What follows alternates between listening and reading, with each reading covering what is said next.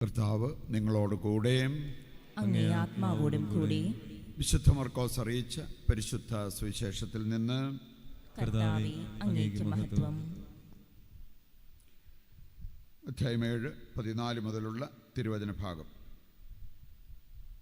അക്കാലത്ത് ജനങ്ങളെ വീണ്ടും അടുത്തേക്ക് വിളിച്ച് യേശു പറഞ്ഞു, നിങ്ങളെല്ലാവരും എൻ്റെ വാക്ക് കേട്ട് മനസ്സിലാക്കുവിൻ. പുറമേ നിന്ന് ഉള്ളിലേക്ക് കടന്ന് ഒരുവനെ അശുദ്ധനാക്കാൻ ഒന്നിനും കഴിയുകയില്ല. എന്നാൽ ഉള്ളിൽ നിന്ന് പുറപ്പെടുന്നവയാണ് അവനെ അശുദ്ധനാക്കുന്നത്. കേൾക്കാൻ ചെവിയുള്ളവൻ കേൾക്കട്ടെ. അവൻ ജനങ്ങളെ വിട്ട് ഭവനത്തിലെത്തിയപ്പോൾ ഈ ഉപമയെക്കുറിച്ച് ശിഷ്യന്മാർ ചോദിച്ചു. അവൻ പറഞ്ഞു, നിങ്ങളും വിവേചനശക്തിയില്ലാത്തവരാണോ? പുറമേ നിന്ന് മനുഷ്യൻ്റെ ഉള്ളിൽ പ്രവേശിക്കുന്ന ഒന്നിനും അവനെ അശുദ്ധനാക്കാൻ സാധിക്കയില്ലെന്ന് നിങ്ങൾ മനസ്സിലാക്കുന്നില്ലേ?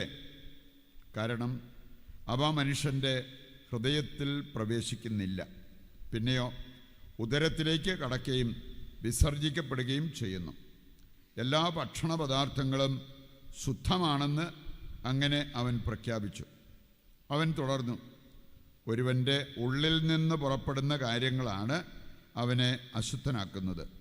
എന്തെന്നാൽ ഉള്ളിൽ നിന്നാണ്, മനുഷ്യൻ്റെ ഹൃദയത്തിൽ നിന്നാണ് ദുഷ്ചിന്ത, പരസംഗം, മോഷണം, കൊലപാതകം, വ്യഭിചാരം, ദുരാഗ്രഹം, ദുഷ്ടത, വഞ്ചന, ഭോഗാസക്തി, അസൂയ, ദൂഷണം, അഹങ്കാരം, മൂഢത എന്നിവ പുറപ്പെടുന്നത്.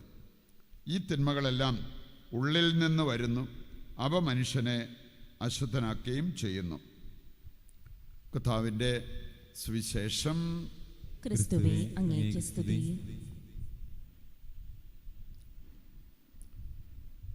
ഈശോയിൽ പ്രിയപ്പെട്ടവരെ, ലൂർദ് മാതാവിനെ പ്രത്യേകം നമ്മൾ ഇന്ന് സഭയിൽ അനുസ്മരിക്കുകയാണ്. പക്ഷേ നിങ്ങൾ ലൂർദിൽ പോയിട്ടുള്ളവരായിരിക്കാം, യൂറോപ്പ് ടൂറോ അങ്ങനെയൊക്കെ എന്തെങ്കിലും കാര്യങ്ങളുടെ ഭാഗമായിട്ട്, ഇല്ലെങ്കിൽ തന്നെ ഇഷ്ടംപോലെ കാര്യങ്ങൾ കേട്ടിട്ടുള്ളതായിരിക്കാം. ഇതൊന്നുമില്ലേലും ഇവിടെ ഇരുന്ന് നമ്മൾ ജപമാല പ്രാർത്ഥിച്ച് അവിടെ നടക്കുന്ന ജപമാല പ്രദക്ഷിണത്തിലൊക്കെ ആത്മനാ പങ്കെടുത്ത് നമുക്ക് വലിയ അനുഗ്രഹം പ്രാപിക്കാവുന്നതാണ്. ഒരു കാര്യം, ഇന്നത്തെ ശക്തമായ സന്ദേശം ഹൃദയത്തിലേക്ക് ഏറ്റെടുക്കുന്നത് നല്ലതാണ്. ആർക്ക് വേണമെങ്കിലും ജ്ഞാനിയാകാൻ പറ്റും. ദൈവിക ജ്ഞാനം അത് സമ്പാദിക്കുന്നതാണ് ഏറ്റവും പ്രധാനപ്പെട്ട കാര്യമെന്ന് സുഭാഷിതങ്ങൾ 4:7 നമ്മൾ വായിക്കുകയാണ്. ജ്ഞാനസമ്പാദനമാണ് സർവപ്രധാനം, എന്തു ത്യജിച്ചും ജ്ഞാനം സമ്പാദിക്കാം. നമ്മൾ കണ്ടു ആദ്യ വായനയിൽ സോളമൻ്റെ കാര്യം.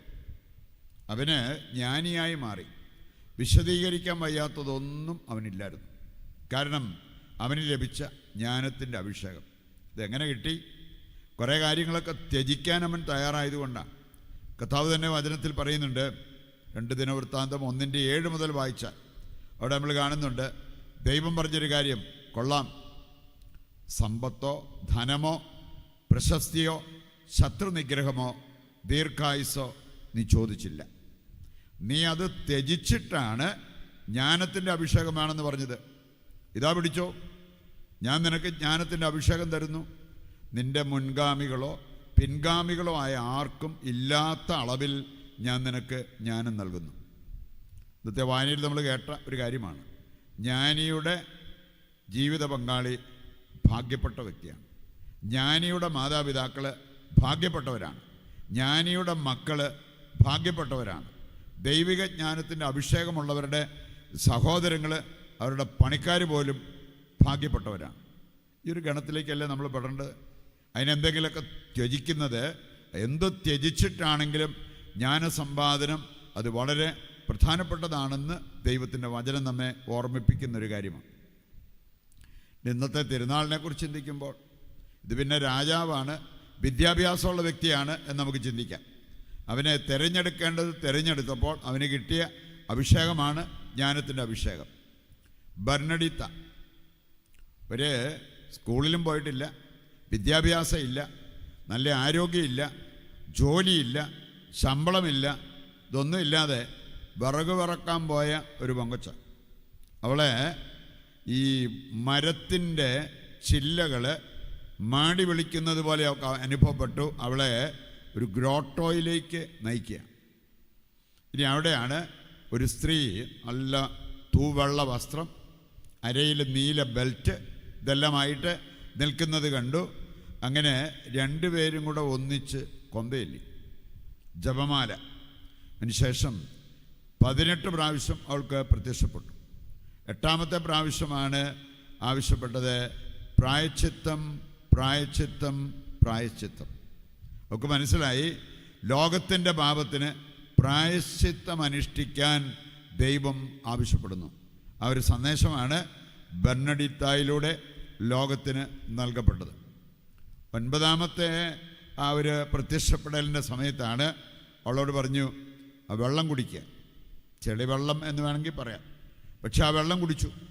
ആ വെള്ളം കുടിച്ച് അവൾക്ക് രോഗസൗഖ്യം. പിന്നീടൊരു തടിവെട്ടുകാരൻ അവൻ്റെ മുഖമൊക്കെ ശരീരം ക്ലീൻ ചെയ്ത് ആ വെള്ളം കുടിച്ചതാണ്, അവന് സൗഖ്യം കിട്ടി.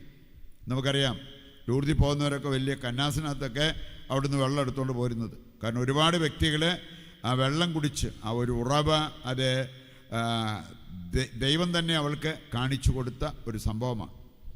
അവളെ ഒന്നും കാണാതെ അങ്ങ് വിട്ടുപോയ സമയത്താണ് മാതാവ് വിളിച്ചിട്ട് ആ സ്ഥലം കാണിച്ചു കൊടുത്തു. എവിടെയാണ് ഉറവ, എവിടെയാണ് നിനക്ക് ഈ വെള്ളം കിട്ടുക?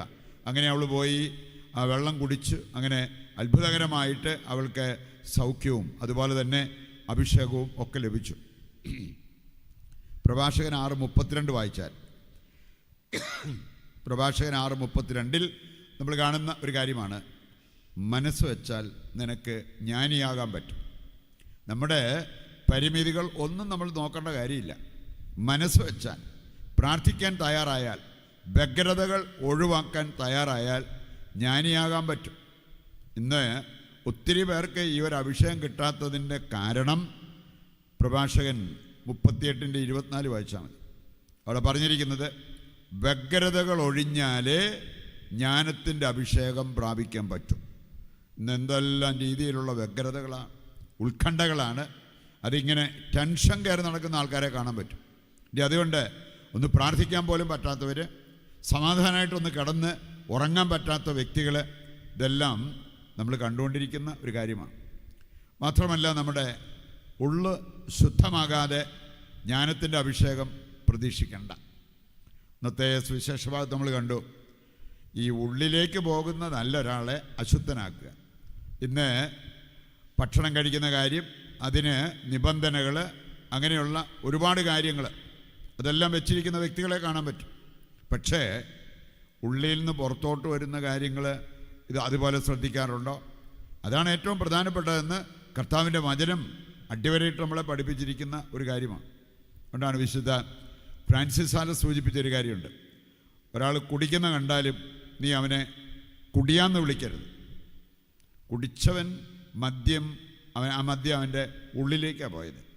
കുടിയ എന്ന് വിളിച്ച ആ വ്യക്തിയുടെ ഉള്ളിൽ നിന്നും പുറത്തോട്ട് വന്നതാണ്. അപ്പോൾ അവനെ വിധിച്ച് സംസാരിക്കാൻ, കുറ്റപ്പെടുത്താനുള്ള ഒരവകാശം നിനക്കില്ല. അതാണ് കുറച്ചുകൂടെ ഗൗരവമുള്ള പാപമെന്ന് വിശുദ്ധ ഫ്രാൻസിസ് സാലസ് പഠിപ്പിച്ചിരിക്കുന്ന ഒരു കാര്യമാണ്. അതുകൊണ്ട് നമ്മുടെ ഉള്ളു ശുദ്ധമാക്കണം. ഉള്ളു ശുദ്ധമാണ്. ദൈവത്തെ അനുഭവിച്ച് ദൈവം നമ്മുടെ ഉള്ളിൽ വസിക്കുന്നുണ്ടെങ്കിൽ പുറമേ എന്ത് സംഭവിക്കട്ടെ, ശാന്തത, സ്വസ്ഥത, സമാധാനം, ഇങ്ങനെയുള്ള കാര്യങ്ങളൊന്നും നമ്മളെ കൈവിട്ടു പോകത്തില്ല. അത് നമ്മുടെ ഉള്ളിൽ നമുക്ക് അനുഭവിക്കാൻ സാധിക്കും. ദുഷ്ചിന്ത, കൊലപാതകം, പരസംഗം, അങ്ങനെ ഒരു വലിയ ലിസ്റ്റ് നമ്മളിന്ന് വായിച്ചു കേട്ടതാണ്. ഇതെല്ലാം മനസ്സ് ശരിയല്ലാത്തതുകൊണ്ടും ഹൃദയം ശരിയല്ലാത്തതുകൊണ്ടും സംഭവിക്കുന്ന കാര്യങ്ങളാണ്. അതെല്ലാം നേരെയാകണമെങ്കിൽ ഏറ്റവും പ്രധാനപ്പെട്ട ഒരു കാര്യം നമ്മുടെ മനസ്സിനെ ശുദ്ധീകരിക്കുക, ഹൃദയത്തെ നേരെയാക്കുക. അങ്ങനെ ദൈവം ഉള്ളിൽ വസിക്കുന്ന ആ ഒരവസ്ഥയിലേക്ക് ഉയർത്തപ്പെടുക. അതിനുവേണ്ട കൃപയ്ക്കും അനുഗ്രഹത്തിനുമായിട്ട് ഇന്നത്തെ ബലിയിൽ ദൈവത്തോട് നമുക്ക് പ്രത്യേകം പ്രാർത്ഥിക്കുകയും ചെയ്യാം.